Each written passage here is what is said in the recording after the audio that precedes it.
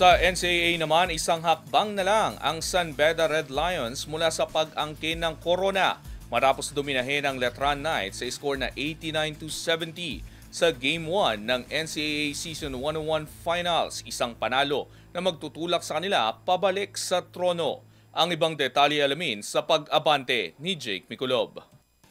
Lumapit ang San Beda University Red Lions sa muling pag-angkin ng NCAA Men's Basketball Crown matapos durugin ang karibal na Colegio de San Juan de Letran Knights sa score na 89-70 sa Game 1 ng Season 101 Seniors Basketball Final sa Smart Araneta Coliseum. Pinangunahan ni John Brian Sajonia ang ratsada ng Red Lions sa itinalang 17 points, 6 na rebounds at 3 assists upang agawin ang 1-0 na bentahe sa best of 3 title series ang mga kampyon ng Season 99. Nagambag si Aghante Miller na 16 points, 9 na rebounds at 2 assists habang nagdagdag si Nigel Gonzalez ng 14 points at 5 assists para sa San Beda na ngayon isang panalo na lamang ang layo sa ika-24th Senior Basketball Championship ng programa. Agad nagpakita ng puwersa ang Red Lions matapos sumiklab sa 15-5 na simula sa unang quarter patungo sa 29-19 na bentahe. Lumaki pa ito sa 13 points sa ikalawang yugto bago nagawang ilapit ng Knights ang score sa 43-46 sa halftime.